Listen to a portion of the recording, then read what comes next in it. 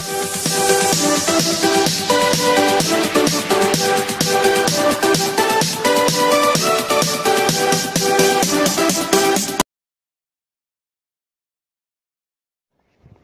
Everyone, let's start it with EVS for teaching exams. इसके हम लगभग 2 पार्ट बना चुके हैं। ये हमारा 3rd पार्ट है जिसमें हमने कुछ इंपॉर्टेंट पॉइंट्स को लिया है 1st to 5th EVS से रिलेटेड। सो स्टार्ट करते हैं हम। ये कुछ टीचर्स नोट्स हैं। सबसे पहला है, teachers can either make available the photographs और if possible the actual mounting equipment like sling, pythons, hunters, shoes, sleeping bag, etc. This will help discussion with children. तो यहाँ पे पैडागोजी की बात की है कि किस तरीके से आप बच्चों को जो उनका जो पोर्शन है उसको और ज़्यादा इंटरेस्टिंग बनाने के लिए क्या कर सकते हैं। तो यहाँ हमें एक हिदायत दी गई है कि हम या तो वो जो इक्विपमेंट्स हैं उनको या तो लेकर आएँ या उनकी फ़ोटोग्राफ्स, पिक्चर्स, कुछ भी चार्ट्स बना के लाएँ। इस प्रकार से उन्हें उन चीज़ों से जो एक्चुअल चीज़ें हैं उनसे अवगत करा सकते हैं। दूसरा है,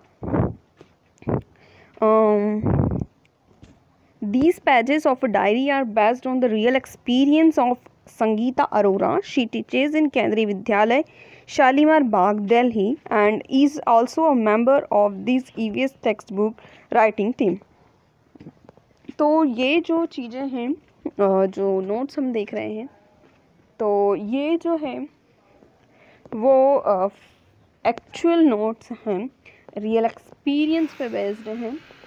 यहाँ पे दिया भी है कि जो संगीता अरोरा हैं जो कि KVS शालीमार बाग दिल्ली में पढ़ाती थीं या पढ़ाती हैं, जो भी है, वॉटेवर इट इज़, कब छपी है इस पर डिपेंड करता है। सो उन्होंने EVS की टेक्स्ट बुक की जो राइटिंग टीम होती है उनमें भी वो एक मेंबर हैं और पढ़ाते भी हैं। तो अपने एक्सपीरियंस के हिसाब से यहाँ कुछ नोट उन्होंने डाले गए हैं। नेक्स्ट हम देखते हैं, in the language of the Changpa, Changthang means a place where very few people live. तो चंगपा लैंग्वेज है जिसका मतलब होता है, चंगपा लैंग्वेज है जिसमें चंगथांग का मीन्स होता है जहाँ पर बहुत कम व्यक्ति रहते हैं, उसी को हम चंगथांग कहते हैं। जैसे आप माउंटेन्स पे ऊपर जाएंगे तो जो लेवल है, ऑक्सीजन का जो लेवल है एयर में, वो क्या होते जाएगा, कम होते जाएगा। और कभी कभी आपको वहाँ पे ऑक्सीजन सिलेंडर की भी ज़रूरत पड़ सकती है। अब सेकंड पॉइंट उन्होंने ये लिखा है कि बच्चों जैसे छोटी क्लास के हैं तो उन्हें समझ में नहीं आ सकता है कि एकदम से नहीं समझ में आएगा कि ऑक्सीजन एक्चुअली होता क्या है, लेकिन उन्हें ब्रीथ में डिफ़िकल्टी होती है, हाई एल्टीट्यूड में जाने पे, ऐसी कुछ चीज़ें जो हैं वो समझ सकते हैं। तो हमें उन चीज़ों को जो वो समझ सकें, ऐसी चीज़ों के साथ उन्हें जोड़ के बताना है और इससे वो उनमें थोड़ी सेंसिटिविटी जो है वो क्रिएट होगी कंडीशंस के बारे में, लिविंग कंडीशंस के बारे में।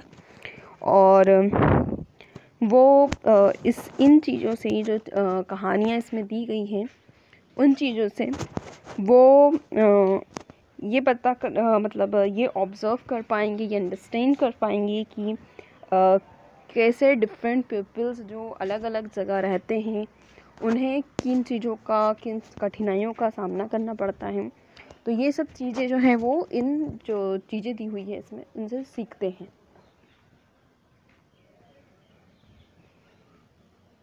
नेक्स्ट हम देखते हैं द वर्ल्ड फेमस पाशिमा। अब यहाँ पे पाशिमा के बारे में कुछ एक छोटा सा नोट है। सो जो पाशिमा शॉल्स होती हैं वो इतनी गर्म होती है जितनी कि 6 स्वेटर्स।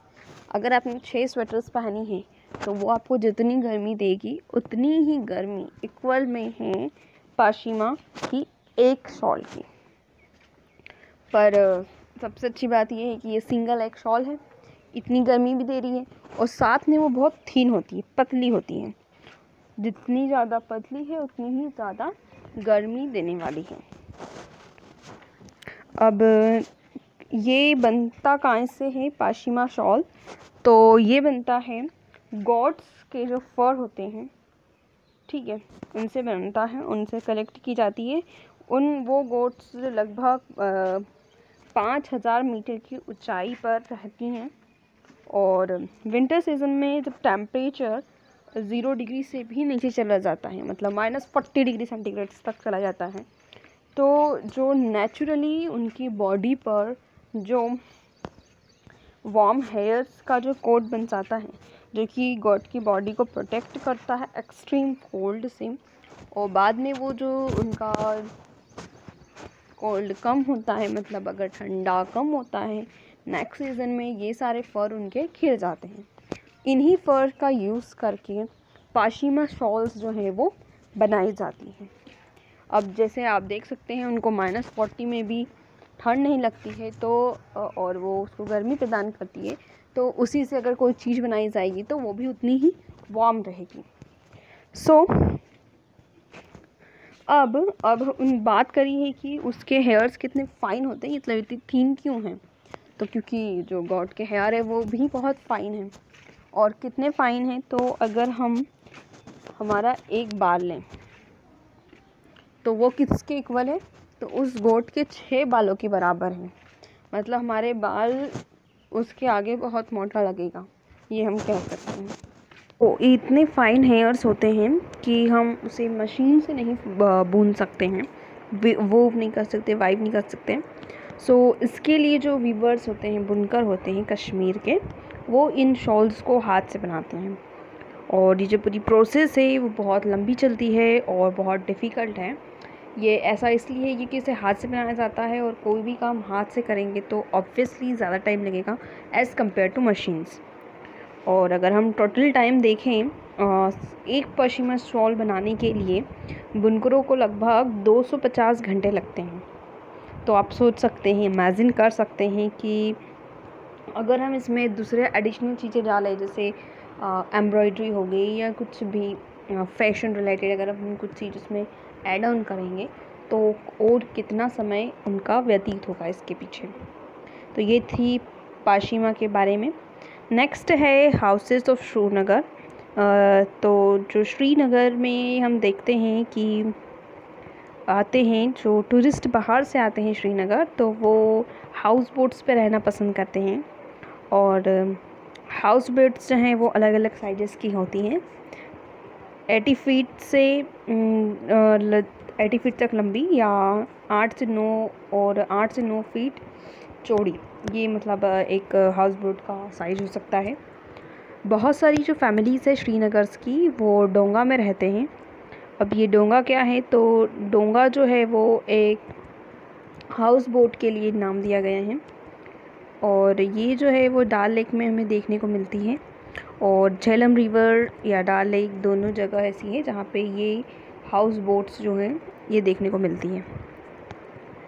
और अगर बाहर से देखेंगे तो हमें बोट की तरह दिखाई देगी, लेकिन जब हम इसमें एंट्री करते हैं तो जैसे हमारे घर में अलग अलग रूम्स होते हैं, सेपरेट होते हैं, उसी प्रकार से सारा जो अरेंजमेंट है उसी पे अपने घर की तरह अलग अलग कमरों की तरह दिखाई पड़ता है।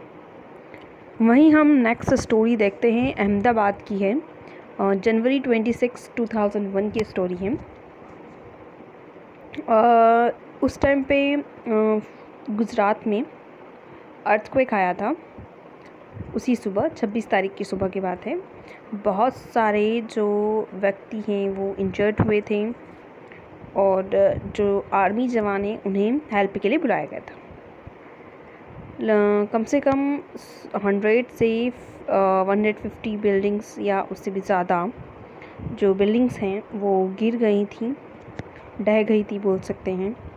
और डजन्स मल्टी स्टोरी बिल्डिंग्स जो है वो भी उनमें से कुछ है। और हम देखते हैं उसी दिन की शाम की बात है, 250 बॉडीज़ जो है वो इन बिल्डिंग्स में जो दब गई थी, कुछ लोग जो दब गए थे उन्हें निकाला गया था। और इस बात का भी डर था कि बहुत सारे जो पीपल्स हैं, पर्सन्स हैं, वो कहीं फंसे हुए भी हो सकते हैं, और इसलिए रेस्क्यू एफर्ट्स स्टार्ट हुए थे और बहुत फास्ट काम कर रहे थे। और ऐसी कोई भी बिल्डिंग नहीं बची थी कि जहाँ पर क्रैक ना आए हों, मतलब या तो ढह गई थी बिल्डिंग्स या बहुत सारे क्रैक्स क्रिएट हो गए थे। और अगर हम भूज की बात करें तो उस टाइम पे भूज की सिचुएशन इससे भी बहुत वर्स्ट थी, और सारे पीपल्स जो हैं वो शॉक में थे, पैनिक हो रहे थे।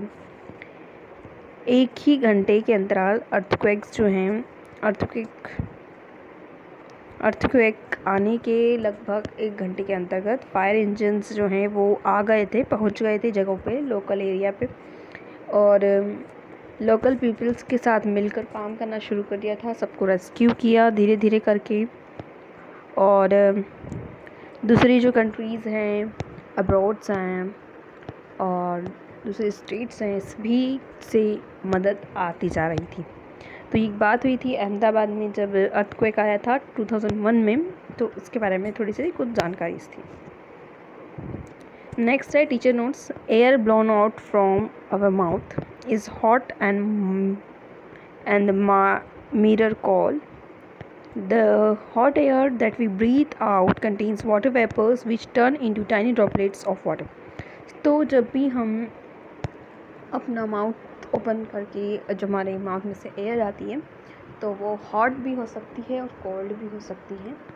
ये डिपेंड करता है आपके आसपास के टेम्परेचर पे। और जो ये हम ब्रीद आउट करते हैं उसमें कुछ वाटर वेपर्स होती हैं जिसमें जो कि टाइनी ड्रॉपलेट्स में चेंज हो जाती है जैसे ही हम मतलब वो बाहर निकलेगी, और अगर ठंडा है सराउंडिंग तो बाहर निकल के पानी में बदल जाती है टाइनी वाटर ड्रॉपलेट्स में। और इसी की वजह से अगर हम किसी ग्लास पे या जनरली हम ग्लास पे या किसी भी सरफेस पे अगर अपनी माउथ एयर ब्लोन करेंगे तो हमें जो हैज़ीनेस और मॉइस्चनेस दिखती है तो वो इसी वाटर वेपर की वजह से दिखाई देती हैं। अब ये है कुछ रिमेम्बरिंग दोज डेज। नारायण या बाबला जब 11 ईयर्स के थे वो गांधी जी के साथ साबरमती आश्रम में रहते थे, जैसे कि सभी रहते थे वैसे वो भी रहते थे और वो सारे काम करते थे। उनका एक जॉब था कि वो जो गेस्ट हैं उन्हें टीच करें कि कैसे टॉयलेट साफ़ करनी है। टॉयलेट्स वर नॉट, मतलब पहले अभी जिस तरीके से होती वैसे नहीं होती थी, वो सिर्फ एक होल्स होते थे जिसके अंदर बास्केट्स रखी जाती थी, और फिर बाद में जब वो यूज़ हो जाते थे तो उन बास्केट्स को हाथों से हटा के उन्हें खाली किया जाता था। तो ये पहले ऐसा होता था। और पहले जो है वो कुछ पर्टिकुलर कम्युनिटी के लोग ही ये काम करते थे, लेकिन गांधी जी के आश्रम में ऐसा नहीं था। हर एक जो पर्सन है उनकी बारी आती थी ये पिट को खाली करने के लिए, और कोई उसके लिए एक्सक्यूज़ भी नहीं करता था, जैसा कहते थे वैसा करना पड़ता था। और गेस्ट भी इन रूल्स का पालन करते थे। वो इसमें से कुछ और इम्पॉर्टेंट बात है, जैसे महाराष्ट्र के पास है वार्धा, जहाँ गांधी जी, महादेव भट्ट एंड अदर्स जो हैं वो और उनके साथी जो हैं वो विलेज में टॉयलेट क्लीनिंग का काम करते थे। नेक्स्ट थिंग ये है कि नारायण जो है वो जानते थे कि जो व्यक्ति ये काम करते हैं उन्हें अनटचेबल माना जाता है, और वही ये काम करते थे, लेकिन गांधी जी के आश्रम में ऐसा नहीं था। तो ये कुछ पॉइंट्स थे गांधी जी और नारायण भाई से रिलेटेड, जो इम्पॉर्टेंट पॉइंट्स थे नोटेड वाले, वो मैंने आपको बताए हैं यहाँ पे। नेक्स्ट है राइट टू फॉरेस्ट एक्ट, जो कि 2007 में आया था। तो जो लोग 25 साल से वहाँ रह रहे हैं, उनका फॉरेस्ट के लैंड पर और उस पर जो उगता है उस पर कुछ राइट्स उनके थे, उनके इससे रिलेटेड एक्ट पास हुआ था और उन्हें फॉरेस्ट से ना हटाया जाए। और जो वहाँ की जो ग्राम सभा होती है वही फॉरेस्ट को प्रोटेक्ट करने के लिए अलग अलग वर्क करती है। ये सब जो है ये एक्ट के तहत 2007 में पास हुआ था। अब हम देखते हैं सूर्यमणि की स्टोरी है और ट्रू स्टोरी है। सूर्यमणि जो है वो गर्ल स्टार है। गर्ल स्टार प्रोजेक्ट जो कि हमें एक्स्ट्रा ऑर्डिनरी कहानियाँ ऑर्डिनरी गर्ल्स के बारे में सुनाता है, जो कि ये बताता है कि किस प्रकार से स्कूल जाने से उनकी लाइफ चेंजेस हुई है। और इसी तरह हम बच्चों के एक्सपीरियंस और इमेजिनेशन फॉरेस्ट के ऊपर सुन सकते हैं और उन्हें बता सकते हैं कि हज़ारों पेड़ लगाने से फॉरेस्ट नहीं बनता है। और ये बहुत इम्पॉर्टेंट भी है कि वेब रिलेशनशिप्स प्लांट्स के बीच में, ट्रीज़ के बीच में, एनिमल्स के बीच में क्या होता है। मतलब सिर्फ प्लांट लगाना ही ज़रूरी नहीं है, वहाँ पे अलग अलग प्रकार के एनिमल्स भी होना चाहिए, बर्ड्स भी होना चाहिए, उससे मिलकर एक फॉरेस्ट बनता है। और वो किस प्रकार से एक दूसरे पे डिपेंड रहते हैं अपने फूड के लिए, सिक्योरिटी के लिए, हैबिटेट के लिए। तो ये एक इम्पॉर्टेंट नोट है। नेक्स्ट हम है experiment with piece. Gregor Mendel जो हैं, जिनका जन्म पुअर फैमिली में हुआ था, ऑस्ट्रिया में रहते थे। 1822 में उनका जन्म हुआ था। उन्हें पढ़ने का बहुत शौक़ था। फिर उन्हें थॉट आया और कुछ चीज़ें एग्ज़ामिनेशन, मतलब बहुत ही उनको कह सकते हैं कि वो बहुत स्टडी उनमें बहुत अच्छे से करते थे, लेकिन एग्ज़ामिनेशन के टाइम वो थोड़े नर्वस हो गए और उनके पास इतने पैसे नहीं थे कि वो यूनिवर्सिटी में पढ़ पाए। इसलिए उन्होंने मॉन्टेसरी का मॉन्क बनने का सोचा। फिर उन्होंने उसके बाद वो आगे पढ़ने लगे और उन्होंने वहीं रह के स्टडी करी। फिर वो साइंस टीचर बने और साइंस टीचर बनने के लिए एग्ज़ाम देनी पड़ती है, लेकिन वो इतने नर्वस थे कि वो उन चीज़ों से भागते रहे हैं और इस वजह से वो फेल भी हो गए थे। लेकिन उन्हें अपने एक्सपेरिमेंट्स करना बंद नहीं करे थे। वो जहाँ मॉन्क थे मॉन्टेसरी में, वहाँ पे गार्डन था, वहाँ पर उन्होंने कुछ 28,000 प्लांट्स पे अपना एक्सपेरिमेंट्स किया था। 7 सालों तक उन्होंने एक्सपेरिमेंट किया था। उन्होंने वर्क हार्ड किया, अपने ऑब्जर्वेशंस कलेक्ट किए और उससे न्यू डिस्कवरीज की। और उनके जीते जी तो उनके जो एक्सपेरिमेंट्स की कदर किसी ने नहीं करी, लेकिन उनके मरने के बाद उनकी चीज़ों को बहुत से साइंटिस्ट ने समझा, फिर से उन चीज़ों को करके देखा और उनकी फिर बाद में वाहवाही भी हुई। उन्होंने पी प्लांट्स जो है उनके कुछ पेयर्स, जो कुछ ट्रेड्स ऐसे होते हैं कि जो कि पेयर्स में होते हैं। जैसे अगर हम सीड की बात करें तो ये तो रफ़ होगा या स्मूथ होगा, बीच वाला कोई पोर्शन इसमें नहीं होता है। वैसे ही प्लांट या तो टॉल होगा या शॉर्ट होगा और इन चीज़ों के बीच में कोई तीसरी सिचुएशन नहीं क्रिएट हो रही थी, इसलिए उन्होंने पी प्लांट्स को सिलेक्ट किया था अपने एक्सपेरिमेंट्स के लिए। और उन्होंने इन पर बेस्ड कुछ अपने एक्सपेरिमेंट्स दिए थे वहीं पे उन्होंने कलर वाइज भी देखा कि जो सीड्स का कलर है या तो ग्रीन है या येलो है, और जब न्यू सीड्स की बात आती है तो ग्रीन या येलो ही रहता है, नया थर्ड कलर नहीं बनता है। फिर इस तरीके से उन्होंने कुछ अपने एक्सपेरिमेंट और ऑब्जर्वेशन के through next generation, P plant की नेक्स्ट जनरेशन के बारे में कुछ रूल्स दिए। और ये जो डिस्कवरी थी जो उन्होंने, मतलब वो उनको डर था, इसलिए पढ़ाई का थोड़ा डर हो गया था, इसलिए वो एग्ज़ाम्स नहीं क्लियर कर पाए, लेकिन मॉन्टेसरी में रहते हुए उन्होंने बहुत सारे काम किए जो आज हम सब इसे पढ़ते हैं।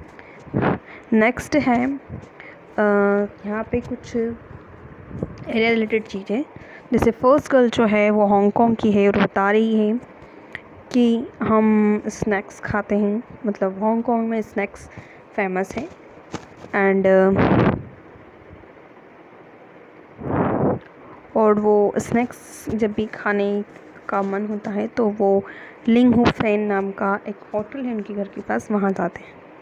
वहीं दूसरी गर्ल जो है वो कश्मीर की है और वो वहाँ पे फ़िश खाती है जो कि मस्टर्ड ऑयल में बनती है। और एक बार वो गोवा गए थे और उन्होंने वहाँ पे फ़िश खाई थी, लेकिन उसका टेस्ट डिफरेंट था उनकी मदर जो बनाती है उससे। अब ऐसा क्यों था? क्योंकि वो जो फ़िश खाते थे वो मस्टर्ड ऑयल में बनती थी और जो गोवा में उन्होंने खाई वो कोकोनट ऑयल में बनती थी, इसलिए टेस्ट में डिफरेंस आया। थर्ड बॉय जो है वो केरला का है और दो चीज़ें उनके यहाँ ज़्यादा खाई जाती है जिसके बारे में बताता है वो, कि टॉल ट्रीज़ है और दूसरा जो है अंडरग्राउंड चीज़ है। तो टैपियोका जो है उसे वो करी के साथ खाना पसंद करता है कोकोनट यूज़ करके, जो कि उसे बहुत अच्छा लगता है। इसी तरीके से हम यहाँ देख सकते हैं कि अलग अलग सबके कल्चर होते हैं, अलग अलग स्टेट्स के अलग अलग कल्चर, अलग अलग खाने की चीज़ें। तो इस प्रकार हम अलग अलग चीज़ों के बारे में, अलग अलग कल्चर्स के बारे में बच्चों से पूछ सकते हैं, उनके एक्सपीरियंसेस पूछ सकते हैं। तो इसमें कुछ पेडागॉगी के भी कुछ पोर्शंस आ रहे हैं और तो आप उससे भी रिलेट कर सकते हैं। अब है आसाम के बारे में, जो फोर्थ नंबर का बच्चा है जो कि बता रहा है कि वो आसाम में रहता है और वहाँ पे बहुत हैवी रेन्स होती हैं, इसलिए उनके जो हाउसेस हैं वो ऊंचाई पे बनाते हैं। मतलब पहले कम से कम ग्राउंड से 12 फीट अबव बनाए जाते हैं। स्ट्रॉन्ग बैम्बू पिलर्स की मदद से उन्हें ऊंचा किया जाता है और उनके हाउस जो हैं वो वुड से बनाए जाते हैं जनरली। तो ये अलग अलग जगह के बच्चे हैं जो कि अपनी जगह के बारे में बता रहे हैं। ऐसे ही हम हमारे क्लास में बच्चों से उनके एक्सपीरियंसेस पूछ सकते हैं, उन्हें क्या पसंद है क्या नहीं पसंद है, ये सब चीज़ें हम पूछ सकते हैं। सो आज के लिए इतना ही। Thank you, bye bye.